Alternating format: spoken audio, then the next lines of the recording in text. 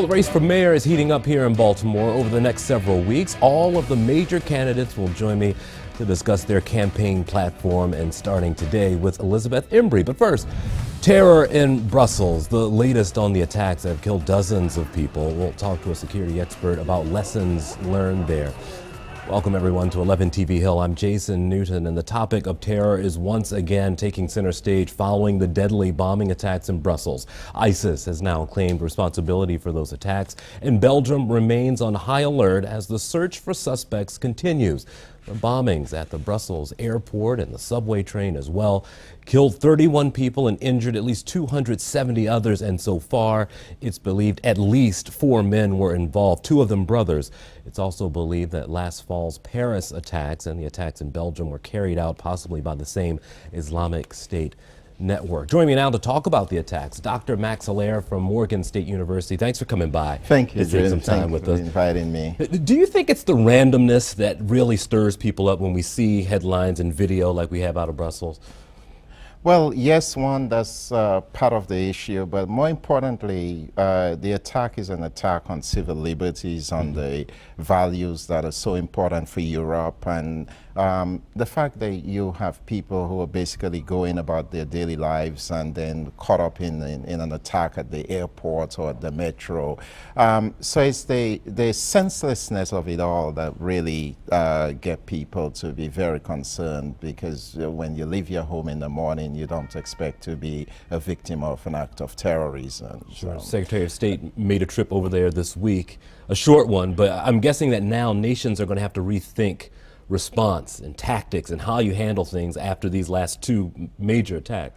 Well, certainly, but I hope we don't overreact in that usually at in the immediate aftermath of a terrorist attacks, governments tend to be very hyped and may launch attacks against ISIS and assume terrorism is war, which is quite different. You need different strategies in responding to terrorism. So we have to really think it through and not overreact, and I think what the Belgians are doing to be clearly calculated and seeing it as a law enforcement issue first before taking it elsewhere is probably the right approach. On the campaign trail for president, we heard Ted Cruz come out last week, and his idea was to start more monitoring, surveillance of Muslim communities. What do you make of that idea following these attacks? Well, I think it would be unconstitutional, and more importantly, it's un-American. It's not the right approach to profile people based on a lone wolf or 1 or 2 people who may be involved in terrorism. I think there are ways to, as President Bush did after 9/11, to work with the Muslim community, particularly the leadership. I mean, it's good to embrace people. This is a country that has welcomed people from all shores, and you certainly don't want to target or alienate people and radicalize them in return as a result of pursuing the minority that is engaged in violent jihadist activities. We were talking before the taping about being a global citizen. You talked about your trips to Paris and going over to Europe. If I'm a global citizen, should I be concerned right now? Should I change my travel plans at all? Well, I would say no, because if you do, the terrorist has actually won. As I said, I travel quite frequently. I never for once imagined being a victim of terrorism.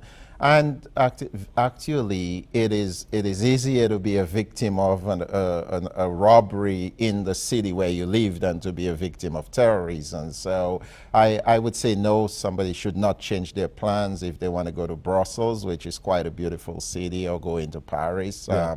Because the minute we do so, we have caved into the fear the terrorists wants to impose on us, and hence they've won. So as a world citizen, I would say people should continue on with their business, be mindful, be on guard. And I like the slogan Homeland Security uses: if you see something, say something, but definitely don't give in to terrorism. Appreciate your insight. All right. Thanks for coming by. Jason. And also Okay. keep in mind you can get all the late-breaking developments out of Brussels and reaction from around the world, all by checking the WBAL TV mobile app. Well, we're now less than a month out from the primary election here in Maryland, and in Baltimore, the race for the next city mayor is growing more defined. Here are the latest poll numbers. As you can see, Sheila Dixon and Catherine Pugh are running neck and neck, and it appears that businessman David Warnock's ad push is working a bit. He's the only other candidate in double digits. Well, as the primary election nears, we've invited each of the major candidates for mayor to join us here on 11 TV Hill. And Democrat and Chief of the Criminal Division for the Attorney General, Elizabeth Embry, joins us in studio today. Thanks for coming by. Jason, thank you so much for having me. First question. I heard in an interview, and I'm going to read it, excuse me for Yep. reading off the prompter here. You said that you have seen the potential of government and you've seen how we get it wrong. Where do we get it wrong, and where's the biggest fix needed, do you think? So I think the biggest fix is leadership. We Okay. have good ideas that come to Baltimore, but because of lack of management, lack of political will, and lack of sort of the relentless pursuit of improvement, I just see good ideas wither and fall away. Sure. And ideas that have promise, that have worked in other cities, just often don't take hold in Baltimore because we don't have effective leadership and management in City Hall.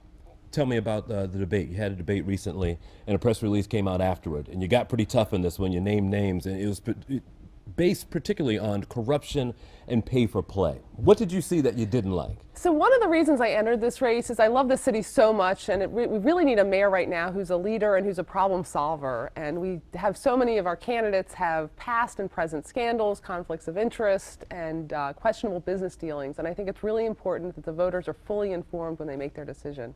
From the campaign finance irregularities of the Dixon and Pugh campaigns to the potential conflict of interest that Councilman Mosby's mayoral bid presents, and also, you know, David Warnock as a venture capitalist who leads an investment firm.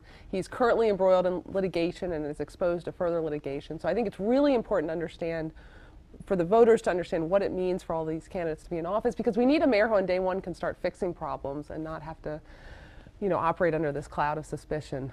Let's talk about poll numbers. You've seen them, so I'm Yeah. not telling anything that you don't know, but you've had some established candidates ahead of you. Yes. And you got to work your way up. How does a candidate where you are positioned now become one of those in the top three? So what's exciting is I started with, you know, virtually no name recognition. I've never run for office before. Sure. And I said, when I announced at City College, I said, you don't know me now, but you will. Okay. And so I've spent, since that time in November, I've spent that time introducing myself to voters and on the streets and forums and house parties and in every way possible. And so what's exciting is now I'm one of the top 5 candidates, and I'm really excited by that. We're building momentum. I think I have the best, most energized group of volunteers in the race, and we have a strategy to pull it off. How about being proactive? I've heard you and other candidates talk about being proactive, whether it's education or policing. But let's talk about policing Sure. and drugs. What aren't we doing now that you may see being more reactive, and how can we change in both realms when it comes to drugs and crime in Baltimore? That's a great question. So there's 2 pieces to that. And I've spent a lot of my career as Deputy State's Attorney running the criminal division for the state of Maryland Attorney General's office, focused on violence and how do you effectively bring down violence. And we've had some real success by working with law enforcement partners and just being relentless about the people and organizations that are driving violence in the city. But the other piece of it is we spend an enormous amount of time and energy arresting people basically for being poor and addicted to drugs. And one of my motivations for running for mayor is to really change the way we police in Baltimore. The war on drugs by any measure is a failure, by any measure, and it's really destroyed America's cities. And we need to change the way we police. We need to stop arresting people for essentially being poor and addicted to drugs and shift all of that attention and resources into the public health sector. Got about a minute left. The gateway into the city. A lot of Yes. folks, their first impression of vacant homes. Is there a way to change that? Is there a way to develop, maybe knock down, maybe redevelop areas? Absolutely, and the city has over the past 5 years lost ground in terms of making a dent in vacant houses. There's 500 more vacant houses than there were 5 years ago. So we're losing ground. I have a lot of ideas to change that. One is just sort of turbocharging the process so that we're really matching private capital dollars with the city's receivership process to make sure that we're working at a scale that makes a difference in neighborhoods. But I also want to reinvigorate or bring back the Dollar House program and low interest loans that the city created through the Homestead Loan Program, so that neighborhoods and individuals can be part of the renovation of their own neighborhoods. It's not just developers coming in, but individuals can rehab homes themselves. And so there's a lot of different pieces to it. I could talk about land trusts. Sure. And also, as you talk about gateways, I think we need to be strategic and focus on gateways to the city, also gateways to neighborhoods, so that we're maximizing our impact. Great. Elizabeth Embry. Such a Thanks for pleasure. coming by. Thank you. Good to see you. So good. The latest round of financial reports have been filed by the mayoral candidates, giving us a better picture of who is raising the most money right now. The two candidates coming out on top are State Senator Catherine Pugh and former Mayor Sheila Dixon. In a 3-month period, Pugh has raised $298,000, while Dixon has raised $295,000. DeRay McKesson only joined this race on the filing date, was still able to raise about $223,000 in the last 6 weeks. The candidate who has spent the most in the campaign is businessman David Warnock, who spent $1.6 million of his own money, mostly on TV spots. Taking a look now at the presidential race, Democrat Hillary Clinton and Republican Donald Trump appear to be pulling ahead of their competitors. When you put them head to head in a new CNN ORC poll, it found 56% of voters say the former Secretary of State would beat out the billionaire businessman for commander-in-chief. 55% of those surveyed saying that Clinton would make a better president, and the poll revealed similar numbers when it comes to which candidate is more in touch with middle-class problems. 51% though believe that Clinton was more in touch with the middle class versus 36% for Trump. Now, both candidates were about even when voters were asked who is a strong and decisive leader. But Bernie Sanders isn't giving up, and he has a strong core of supporters here in Baltimore. Recently, grassroots organizations held a march in support of Sanders. The goal was to spread Sanders' message to Maryland voters in a very visible way. Signs and supporters filled the streets as Democrats marched from Pennsylvania to North Avenues downtown.